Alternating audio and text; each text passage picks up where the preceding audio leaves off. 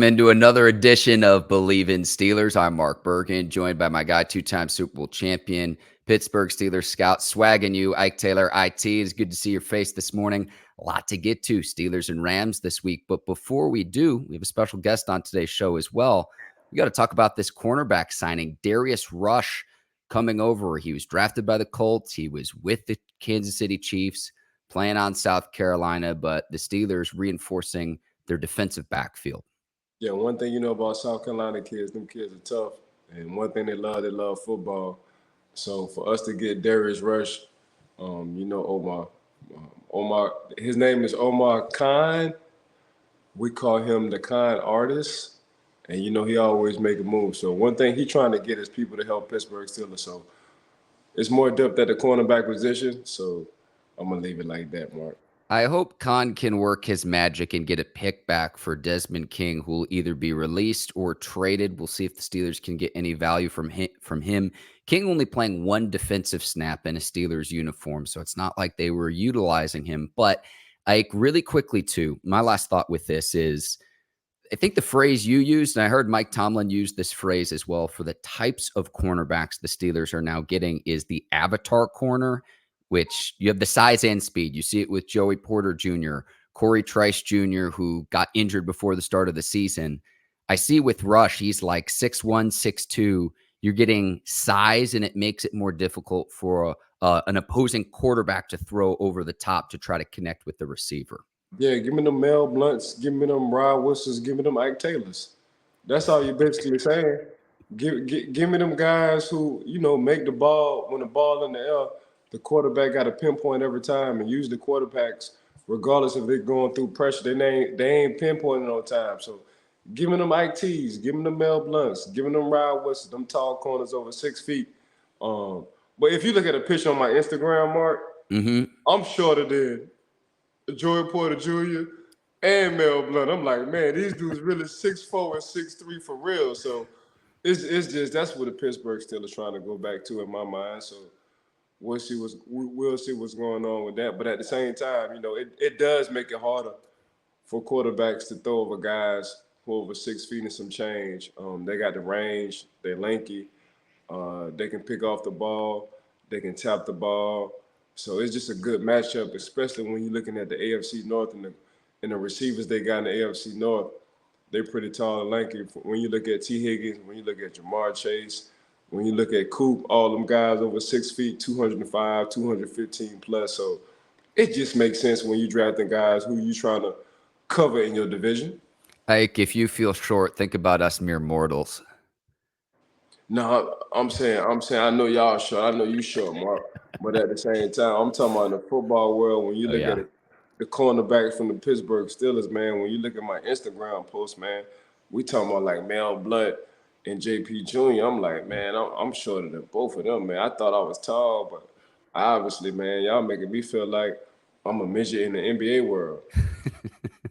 Ike, we're going to bring in today's guest. Before we do, today's episode of Bleav in Steelers is brought to you by BetOnline.ag. They'll take care of all of your NFL gambling needs. We're into NFL Week 5, Ike. Yeah, 365, 24/7, regardless on what sport it is. Make sure y'all go to BetOnline.ag. You can see the promo code on your screen right now. That's BLEAV to receive your 50% welcome bonus on your first deposit. BetOnline, where the game starts. Let's bring in today's guest. He is the host of the Bleav in Rams podcast here on the Bleav Network. We welcome in Jake Ellenbogen. Jake, welcome to the show. How's it going, Mark? Ike, thank you guys for having me. Appreciate it. Thanks for coming on the show. Absolutely. Anytime. Jake, really quickly, before we get into Steelers-Rams Week 7, I see the Kansas banner in your background. My brother is a KU alum.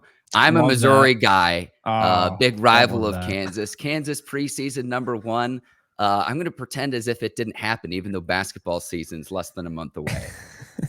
But we got Steelers-Rams at SoFi Stadium out in LA this weekend. And for me, it's really as simple as this. From the Steelers' offensive standpoint, how do you try to slow down Aaron Donald? Because you can't really stop him. And then on the defensive side of the ball, you got two stud receivers, Cooper Kupp and this rookie, Puka Nacua. He's been terrific as well. To me, it's as simple as that. You can do those two things, you're going to be victorious from the Steelers standpoint. But what say you? You've been a lot more plugged in about the Rams. Fill in the blanks. What else am I missing? Yeah, I mean, I think looking at from the Rams perspective, I think they can throw on the Steelers. I think they can run on the Steelers. I think the Steelers, the one thing that leads me to believe that they can't win this game, the one thing is that pass rush. When you have Alex Highsmith and TJ Watt coming off the edge like that, it doesn't matter how well Alec Jackson and Rob Havenstein have played. Those guys can make anybody in the league look silly.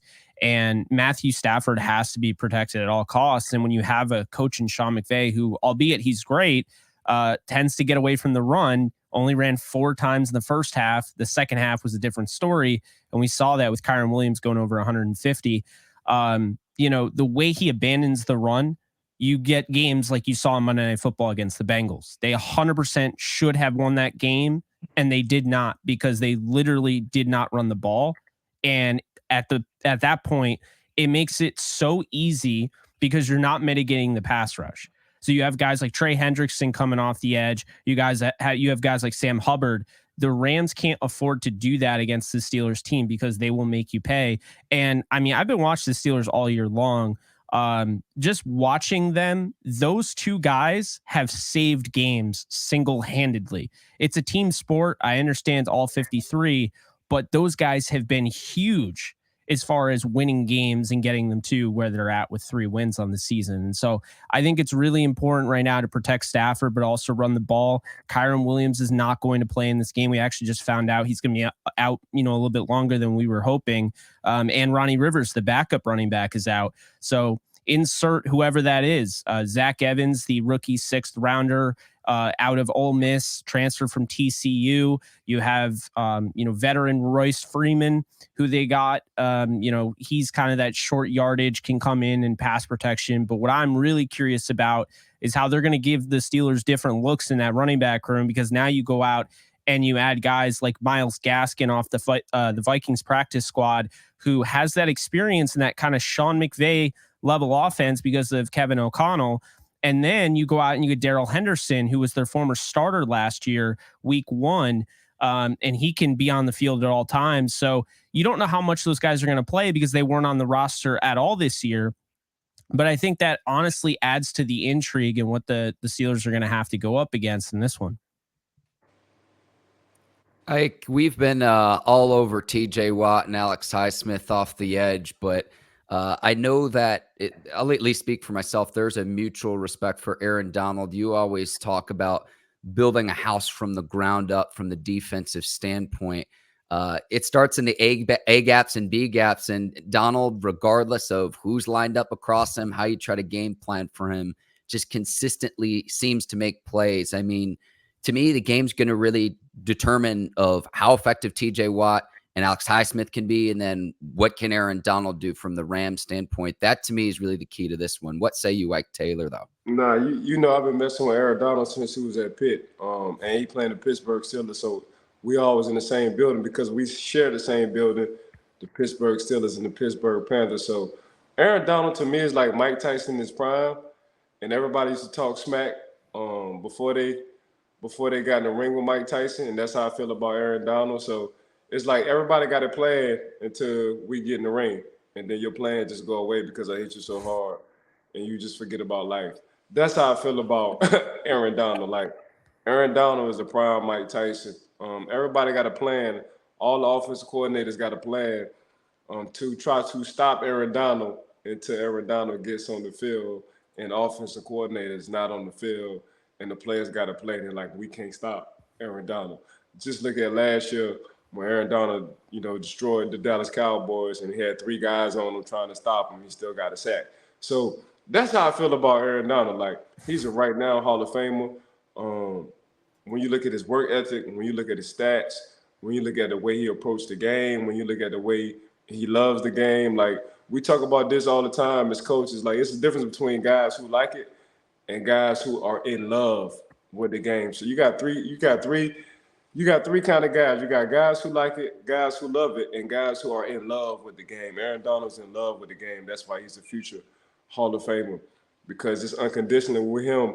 when it comes to what he does off the field, how he treats his body, what he does in the off season, and we obviously see what he doing during the season. He always up as a talking wise of defensive player of the year, and that's Aaron Donald. When you ask Tom Brady before he retired, man, who's somebody he don't want to get hit by, he says Aaron Donald. You can pretty much say that for every quarterback. So, yeah, Aaron Donald just Aaron Donald. Like, you can say what you want to say. You can have a plan for Aaron Donald, but he's just that guy. I'm a huge fan of Aaron Donald. Now, Sean McVay, I'm a huge fan of Coach Sean McVay as well because I feel like he just had a brilliant mind. They went all in a couple of years ago on winning the Super Bowl. They wound up winning the Super Bowl.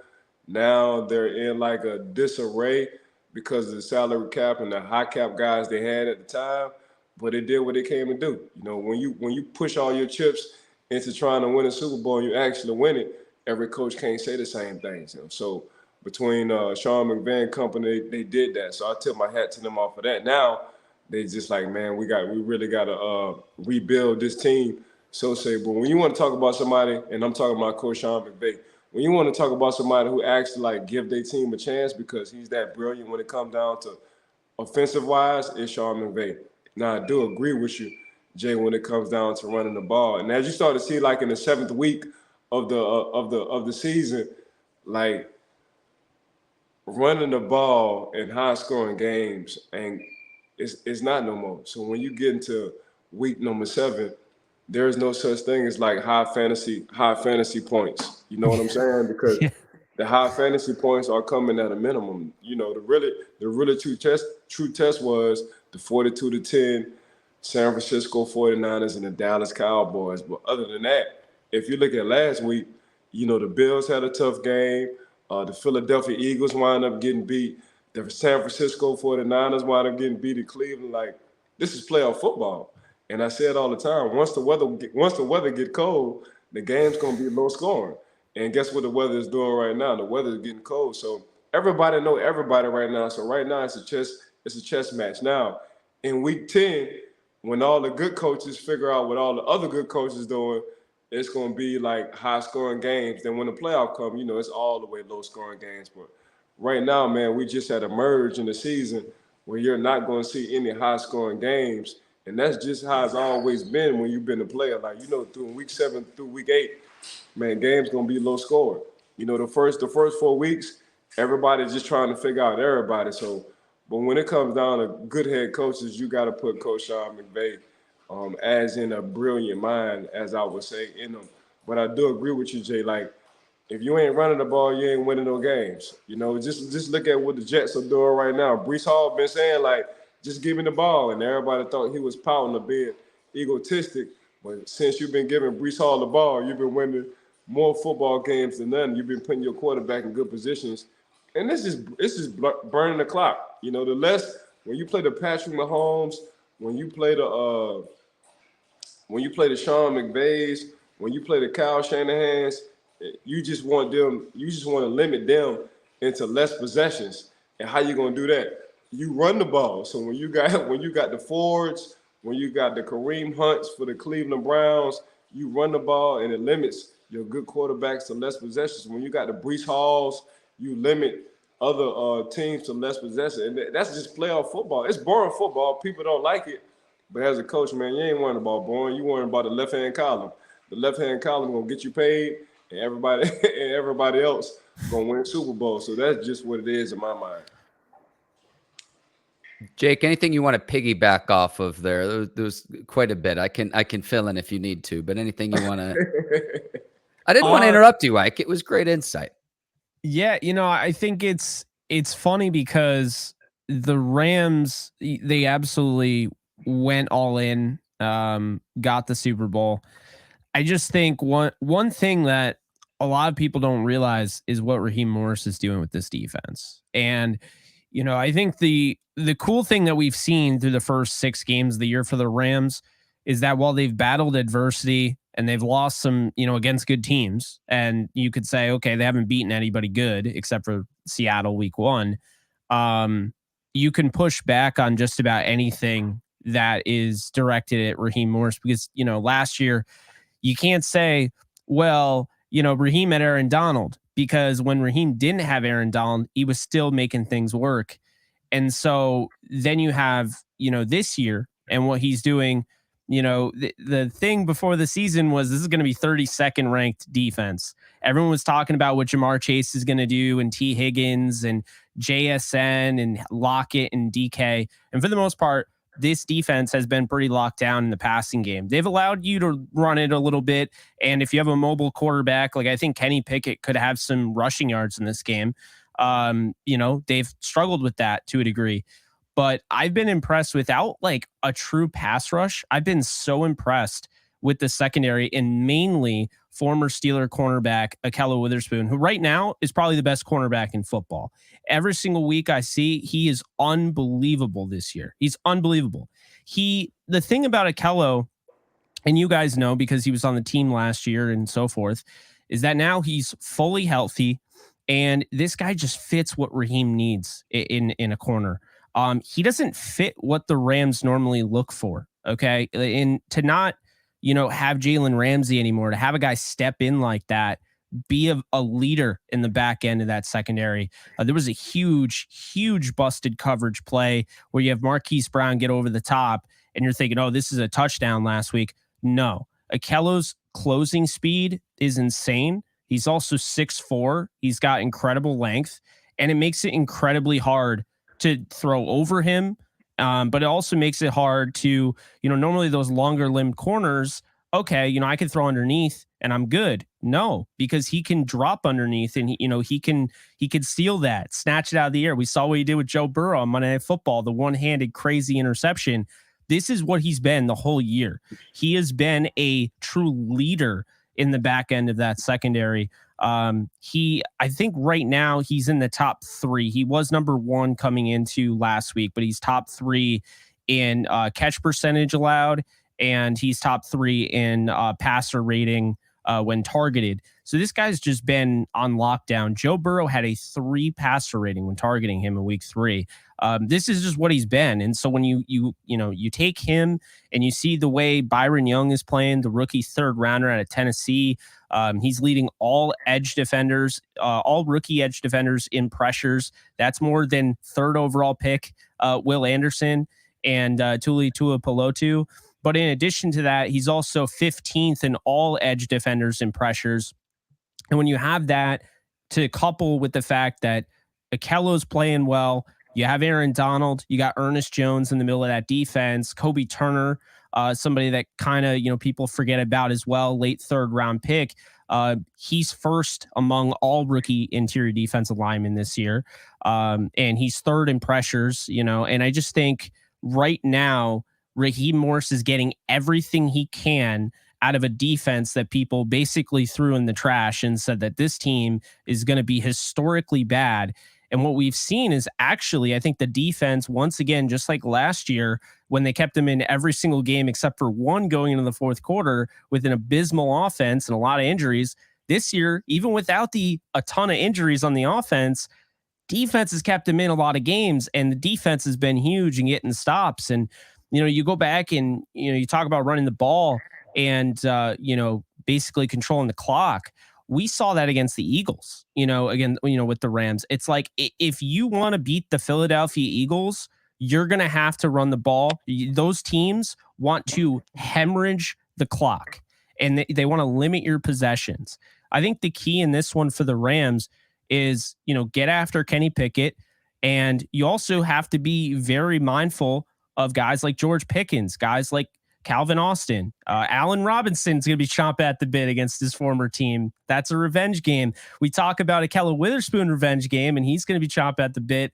You can't also forget about Allen Robinson, who could be a sneaky play this week. So, Freiermuth could also take advantage of a defense that allowed a ton of yards to Dallas Goedert, allowed Drew Ogletree of the Colts to go off against them. So, I think that's something to keep in mind. And then also, I think, to highlight another player that was a former Steeler, I have to mention him. Kevin Dotson has been unbelievable this year. He took over 3 weeks ago, and he is by far the best offensive lineman on the team right now. He's number 2 according to PFF in all of, all the guards in the league, and he's number 4 in all of offensive linemen. So when you have guys like that contributing at that level, it really helps you out. But that's going to be the key. They're going to have to get pressure on Kenny Pickett, make him uncomfortable, get some turnovers, flip the field, and let, whatever home field that they do have, whatever home crowd they do have, try to get into it a little bit, give them something to cheer about. Because I'll tell you right now, Steelers, that fan base, like the greatest fan base in the world, one of them at the very least, they're going to show out. It's going to be a lot of Steelers fans, no doubt about it. So that's the thing. There's got to be big momentum swings and give the Rams fans something to cheer about. Try to get them into that. So, Jay, you got to look at it like this. So when you're coming at it from a player standpoint, it's two things. And it's a lifeline, it's a shelf life for a player. So Kevin Dotson obviously didn't get it right when he was with the Pittsburgh Steelers. He got it right when he's with the LA Rams right now. As far as like Witherspoon, when you go from Seattle you go to Pittsburgh and you hit San Francisco and you hit the LA Rams, you're like, dang, is it me or is it other teams or how long I'm gonna be in the league? So what other teams been looking for, what you're doing with the LA Rams now, they've been looking for that for the past 6 years, and you finally got it. So when you're talking about Witherspoon, it's like timing is everything. Like, dang, a lot of us teams, it hasn't been the athletic ability. It's been the mindset week after week when it comes down to the Dotsons and the Witherspoons. Oh, man, can you just compete and be what we want you to be every week for how many amount of years you want to play in the league? So when you bounce around like that as a cornerback, it's like that, he really don't get it. And when a player really gets it, either it's too late or you're out the league. Obviously, Witherspoon had, enough shelf life and a lot of chances to be like, okay, we're going to take a chance on a 6'4" cornerback. Hopefully he gets it. And Coach Mo got everything he can get out of corner, which other teams been wanting to get out of corner for the past 6 years on that aspect. Now, the Kevin Dotson aspect is like, bro, all we want you to do is compete. And obviously, Pittsburgh didn't work out for him, but now he gets to Coach Sean McVay, and he said during the interview, Coach Sean McVay talks to him differently from Coach Tomlin. It's the same kind of talk. It's the same kind of talk. So now your mindset just hit the switch like, either I'm going to play football for a couple of years and have my family straight, or I'm going to be out the league. That's just what it is. Football will always be a young man's sport. Some guys get it sooner than later. Some guys just never get it. And for Witherspoon, it took him a few teams to actually get it, really 4 teams to get it. For Kevin, it took him 2 teams to get it. Same kind of coaching. So when you talk about these players, I see exactly what you're saying, but at the same time, how fast does the light switch hit for these players? For me, as soon as I got to the NFL, it just hit automatically. I already understood it was a business. Like when you come to the NFL, it's a business. It's 34,000 kids who played between Division I and II, 34,000. Only 259 get drafted. I already knew going into the league, it was a business. Yeah. And I ain't have the luxury of first, second, third round draft pick. I was a 4th round draft pick, and they consider me like one of the worst picks ever for the Pittsburgh Steelers. 12 years later, 2 Super Bowls later, I'm in the game. So when we talk about these guys, that's why I get upset.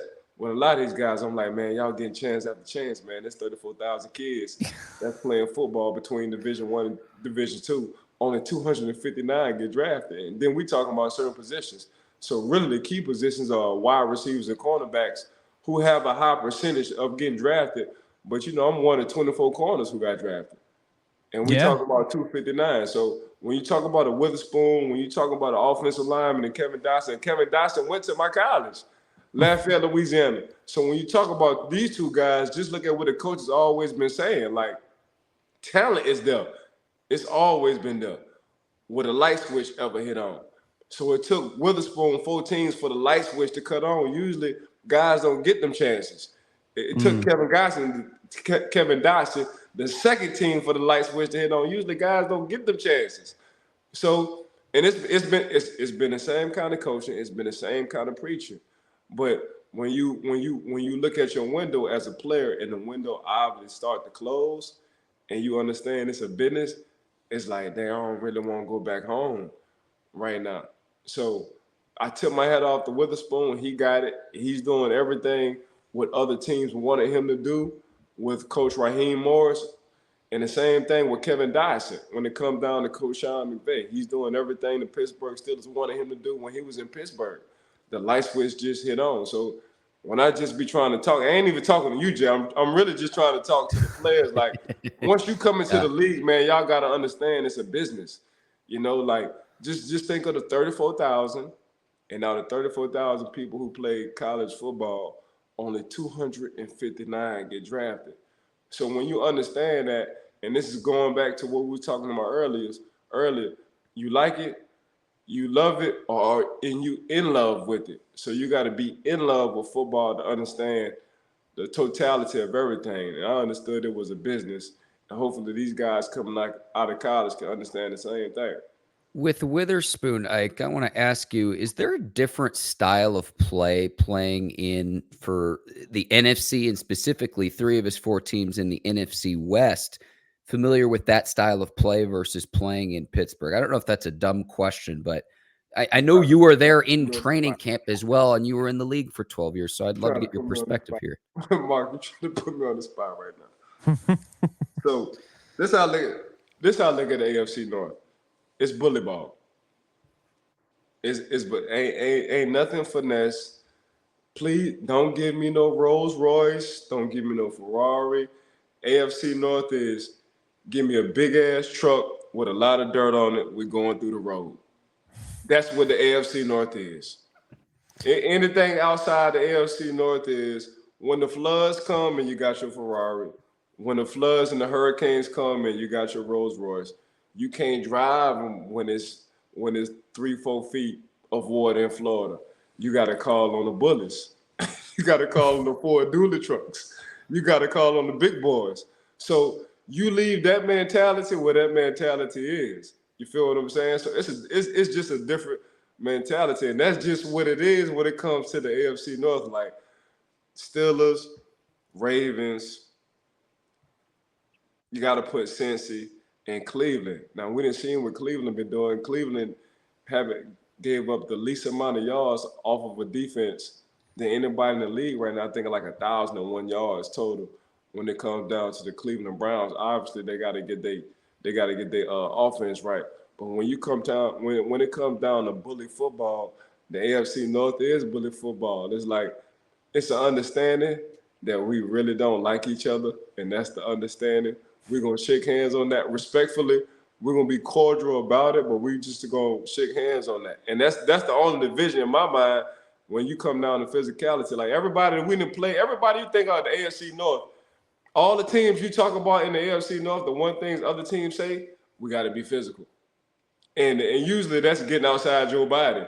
So whether you're in the AFC West, the NFC West, other than the San Francisco 49ers, so that's why everybody respects the San Francisco 49ers because they play AFC North football. It's bully football.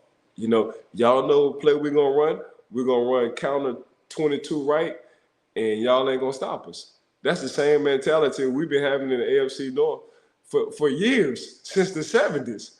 So, yeah, it's a certain kind of player we're always looking for.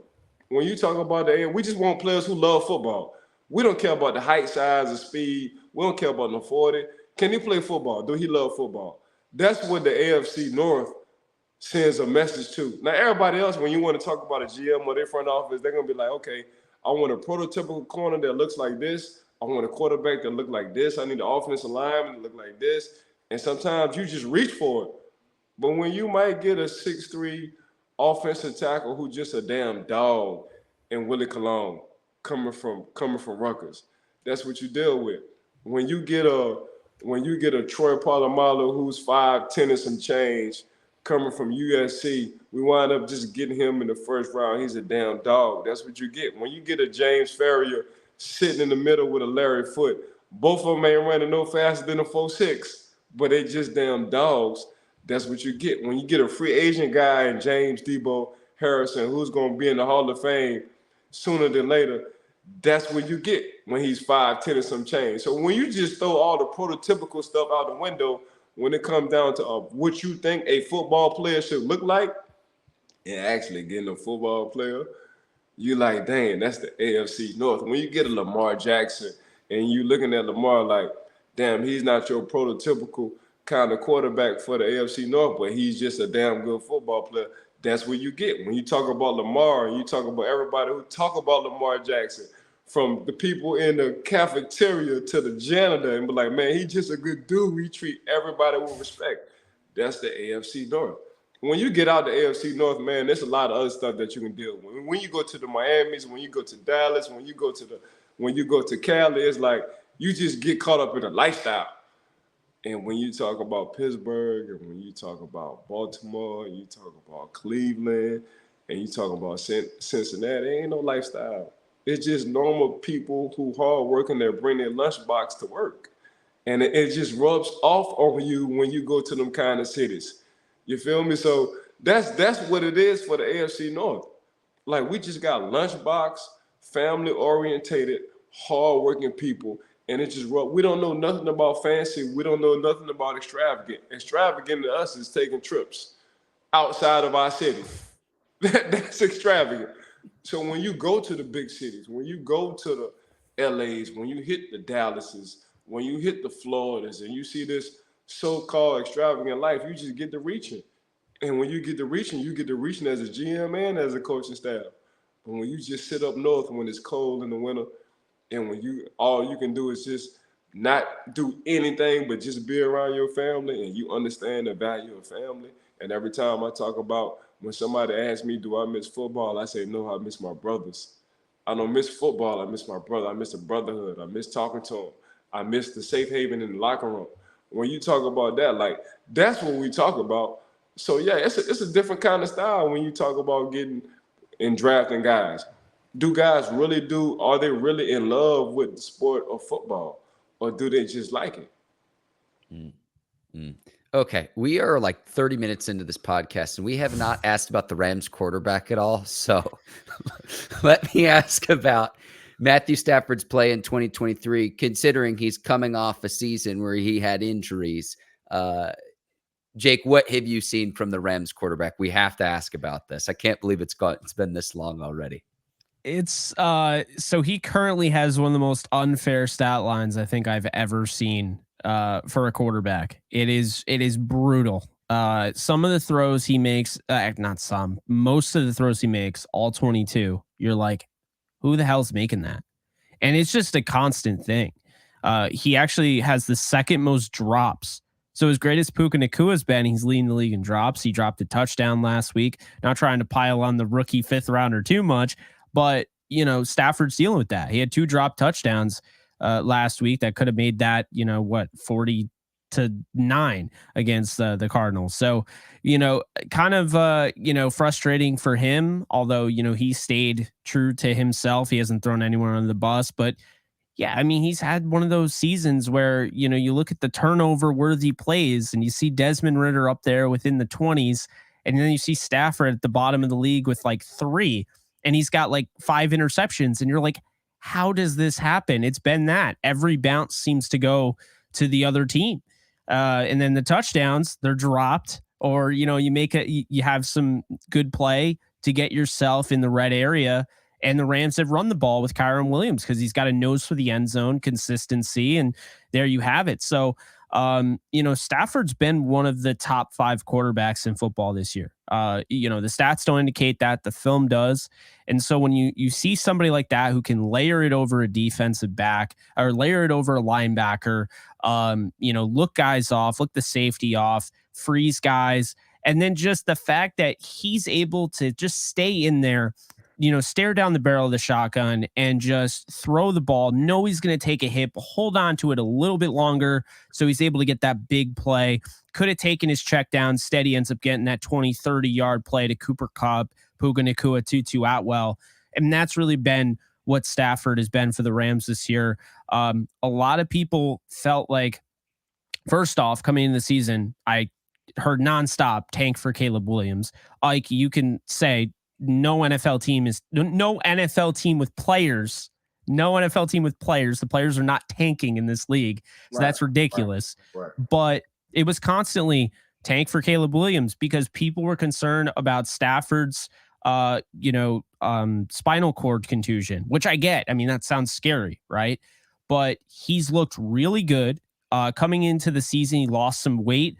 They have kind of a new offense. They kind of built from the ground up. Still have a lot of what they did last year, but they're using more, gap scheme runs instead of zone this year. And just they've been getting Stafford out on the move a little bit more, and you could tell like he's definitely lighter on his feet. He's the healthiest he's been in years. That was, of course, before the hip injury, against the Colts, but he feels really good. He constantly brings it up. I think he's fully healthy now. I think the hip injury was just kind of like a 1 week thing. Kind of went through that against Philly, but you didn't see any limitations against the Cardinals.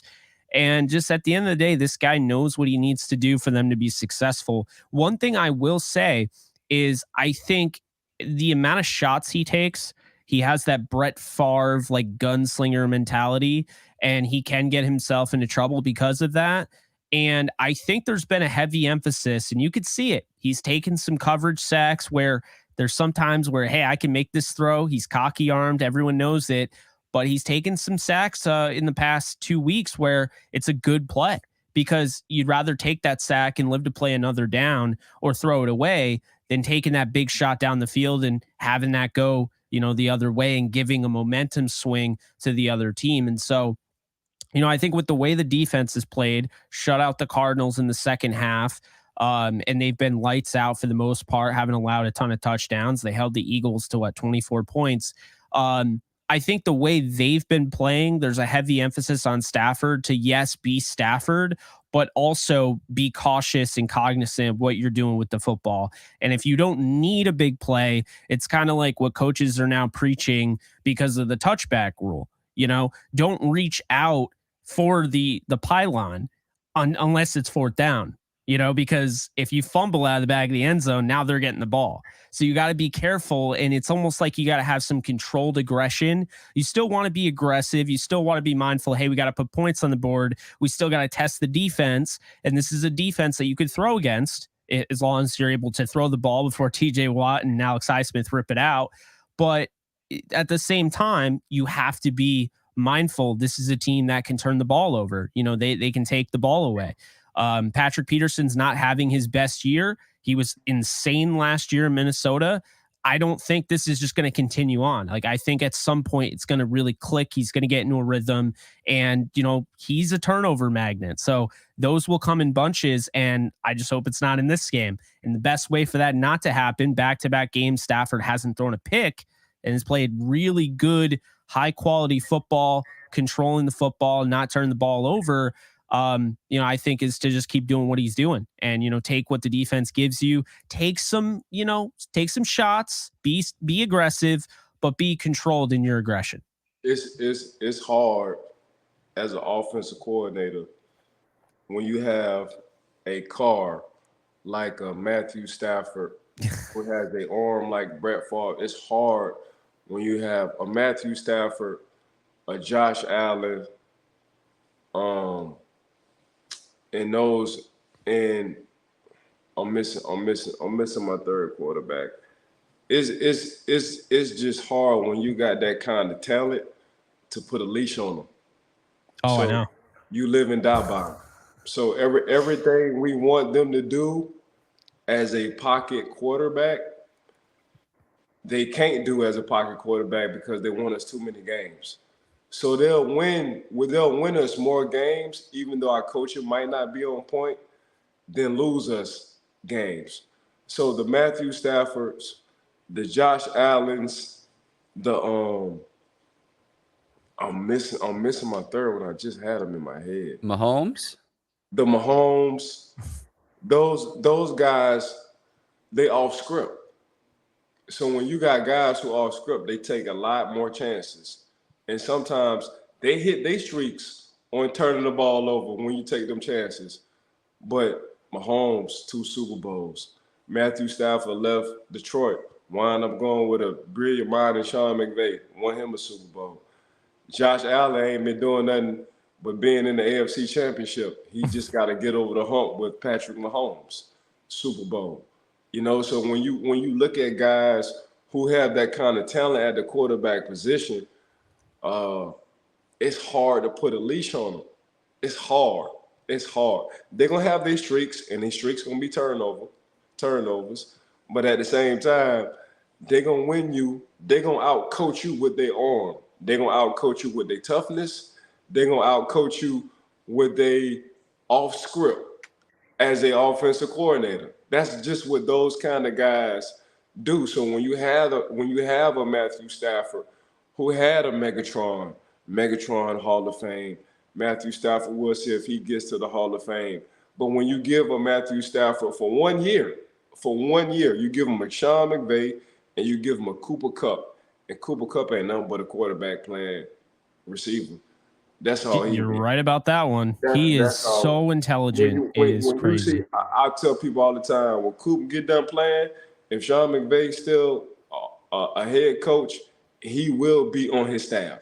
Because I just looked at off of one interview when Cooper Kupp was breaking down what the defense was doing. I said, this dude, a quarterback, just playing receiver. And then when Sean McVay talks about Cooper Kupp, he says, it's me, Matthew Stafford, and Cooper Kupp going into the game plan. So all we got to do is just listen to how the head coaches and the players talk. And Mark and I talk about this all the time. But getting back to Matthew Stafford, like Matthew just got everything you want as a quarterback. He got a live arm. He can throw it from one hash to the other, and he's going to take plenty of chances. But you put him in the right situation, he's going to win you a Super Bowl off the rip. Patrick Mahomes going to win you a Super Bowl or two off the rip. Josh Allen going to win you a Super Bowl or two off the rip if you ever get over the Patrick Mahomes, situation. So that's just what them three guys do. Them three guys, they come with chances. Like, I'm putting all my chips in. I'm betting everything on me. Either I'm going to hit or I'm not going to hit. And that's just what it is. So when we talk about them three quarterbacks, we saw what Matthew Stafford did with Sean McVay.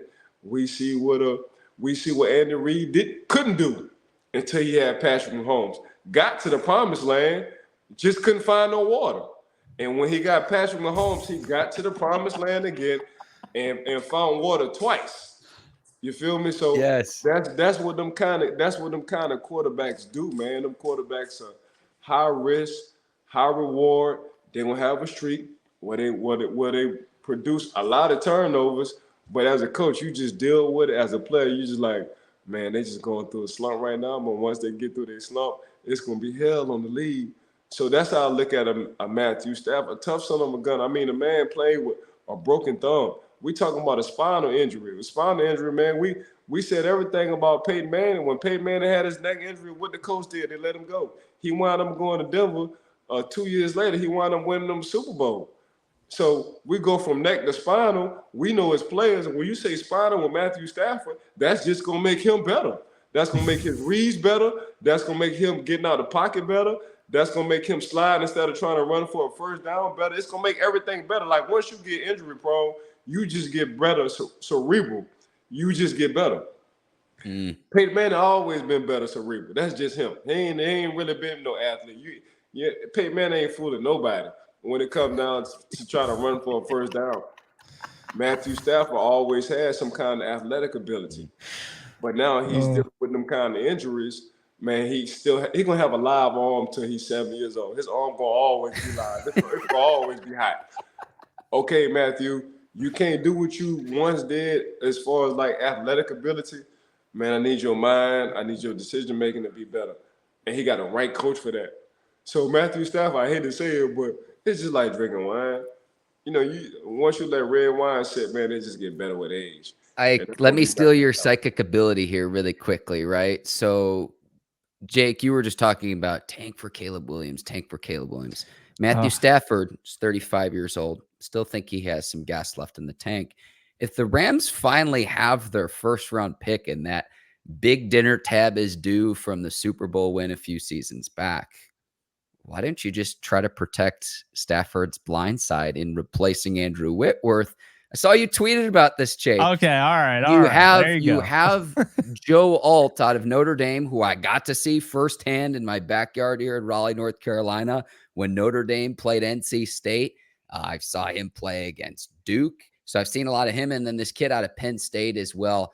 they'll both be first-round picks. It's just a matter of when the Rams end up selecting. But my point being, you protect Stafford's blind side for however much longer he has left in the league with one of these stud left tackles, and you're going to be in business, and maybe you reload, and that's how you get back to the promised land with one more run with Stafford, who he's only 35. And look, I know Tom Brady, Aaron Rodgers, they're the exceptions, but the league has done a lot more to protect quarterbacks in the new school of football compared to when Ike played. Yes. And that's 100% true. And I totally agree with you, because I had this realization. I really like Alec Jackson, the left tackle. I've talked to him on Twitter, good dude, and he's a solid football player. But I feel like they need like a true book-in left tackle. They need an Orlando Pace. When they traded for him in 1997, that was the start of the greatest show on turf. No one knew it. No one had any idea. But that was the start of the greatest show on turf, because you build from the inside out. So they went out, they got Marshall Faulk, they draft Orlando Pace, they draft Torrey Holt, they had Isaac Bruce from those bad teams, and then you have Kurt Warner, who just comes out of nowhere because Rodney Harrison hits Trent Green low and ends the season in preseason, and now you have the greatest show on turf. But it started with Orlando Pace. I mean, Isaac Bruce was already there, but when you get that left tackle, now anything's possible, because now the quarterback doesn't have to worry about their blind side at all. And Kurt Warner said it. He's like, I never worried about my blind side when Big 76 was at left tackle, and there's no reason to. And so I look at this and I'm like, yeah, I think the Rams would be really smart to just focus on the fact, look, Stafford, I understand it's crazy. People put him in the same, category as Big Ben and Phillip Rivers and all those guys. He's not as old as they are, because they see he's from 2009, and they see Sam Bradford was drafted by the Rams in 2010, and they're like, wait a minute, Bradford's been in the league for like 3 years. How is Stafford this young? Stafford was young when he came in. And so I think 100% to your point, I understand the injuries freaked us out, but now that we've seen what Stafford can do and he hasn't lost a step, this is a no-brainer. Like, you have that first-round pick. You already are paying I think it's $75 million this year to players that aren't on the roster. So you can just get right back out there next year. You have $60 million in cap. You got your first, your second, your third round picks. Yes, I think you should do that. I think you should trade up. I think this team's going to be in the playoffs. I don't think they're necessarily going to win the Super Bowl, but hey, wouldn't bet against Stafford if he gets hot. So here's the thing. If they're in, like, say the 20s, like say 21, 22, you trade up, you get, into the top 5, top 10, you get at Alter or Fashanu. And I'm telling you, you have what, Steve Avila, the rookie left guard who they got from TCU in the second round, what he's doing at left guard, impressive. Coleman Shelton's a solid center. Kevin Dotson, no doubt about it, they're bringing him back after this year. I mean, I think that was the trade all along. That's why they gave up 2 picks. They wanted to get him long-term. And you got Big Rob at right tackle, Rob Havenstein, model of consistency. Then you got your weapons. Kupp's locked up. Stafford's locked up. Kyren's on a rookie deal. You got Tyler Higbee now locked up, just signed an extension. You got Puka Nacua on a rookie year deal. He's a rookie this year. And then you have Tutu Atwell on a rookie deal. The Rams are cooking. They know what they're doing right now. You see the recipe. I do. You look at. I mean, we could talk about Stafford for a long time, because that's just how good he is, and it's his arm. When your arm that live, and when you've been in the league for that long, and you're gonna have some injuries because you just play quarterback. But at the same time, man, when you have a Cooper Kupp, when you have a Tuca, a young Tuca, when we talking about the most targets in the first 5 games, better than anybody else. That says a lot about Sean McVay and their front office on what they got going on over there. But it's just hard not to talk about a Matthew Stafford, man, because we always thought Matthew Stafford arm was live.